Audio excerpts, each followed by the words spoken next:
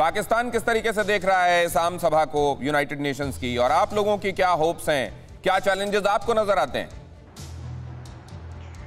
Thank you Dinesh first of all.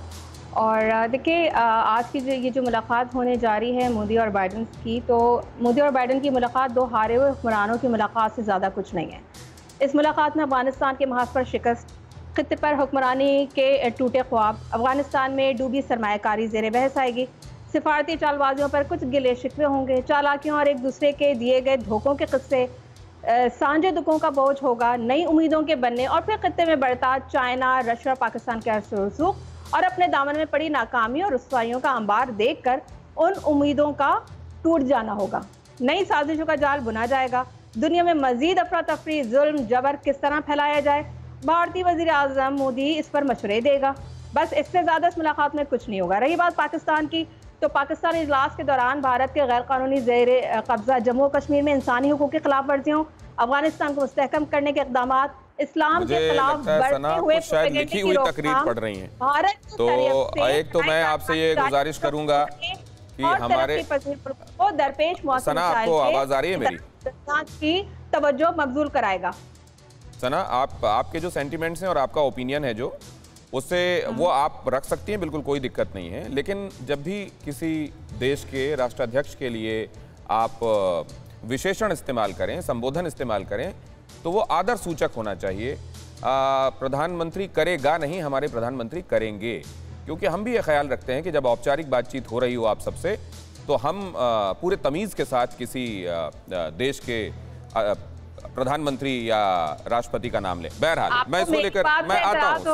नहीं सना, वो नहीं, आप संबोधन तो ठीक रखिए। अब ये बताइए कि अगर मैं यहाँ इमरान खान को लेकर कुछ कहने लगूँ, आपको गवारा होगा? नहीं होगा, तो मत कीजिए वैसा। अब हम टाइम जाया ना करें, मेरे पास वैसे ही टाइम कम है। आप लोगों से मैं इंपॉर्टेंट बात करना चाहता हूं, और फिलहाल मैं डिफेंस एक्सपर्ट के पास जाना चाहता हूं। हमारे साथ मेजर जनरल संजय जुड़े हुए हैं। संजय साहब, ये जो कहा जा रहा है कि एक सामरिक उद्देश्य से बनाया गया ग्रुप है और दूसरा प्लूरीलैटरल है, मतलब उसके बहुत सारे उद्देश्य हैं। मैं क्वाड और ऑस्ट्रेलिया, यूनाइटेड किंगडम और यूनाइटेड स्टेट्स को मिलकर जो ग्रुप बनाया गया है, इन दोनों के बरक्स बात कर रहा हूं। आपको क्या लग रहा है, क्या वाकई बहुत क्लियर कट अलग अलग उद्देश्य हैं, या कई चीजें ऐसी हैं जो आपस में कॉमन हैं, साथ में आएंगी?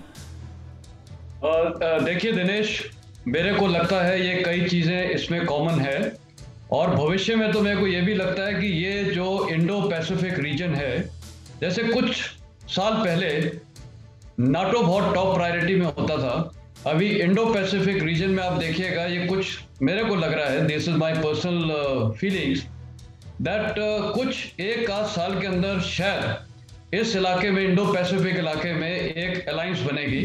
जैसे नाटो था, तो मेरे को लगता है इसका नाम कुछ हो सकता है IPA या इंडो पैसिफिक अलायंस या इंडो पैसिफिक ट्रीटी ऑर्गेनाइजेशन, जिसमें कई कंट्रीज जिनकी कॉमनलिटीज हैं ये थ्रेट में, और जो थ्रेट्स हैं वो बेसिकली है टेररिज्म इस इलाके में, जो पाकिस्तान अफगानिस्तान के इलाके में है, और अभी चाइना भी इनडायरेक्ट सपोर्ट उसको कर रहा है, जो तालिबान को मान्यता देने की बात कर रहा है, और उसकी जो हरकतें चल रही हैं अफगानिस्तान में। और साथ ही इंडो पैसिफिक रीजन में चाइना का बहुत बड़ा रोल है।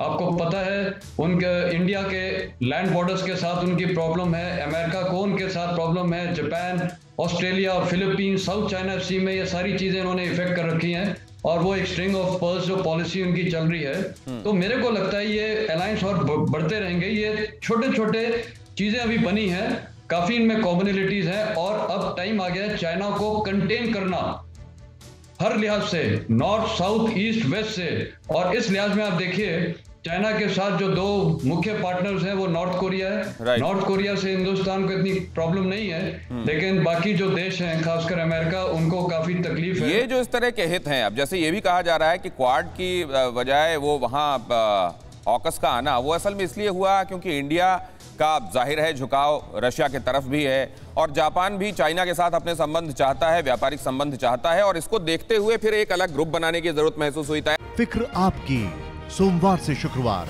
रात 9 बजे सिर्फ TV9 भारतवर्ष पर।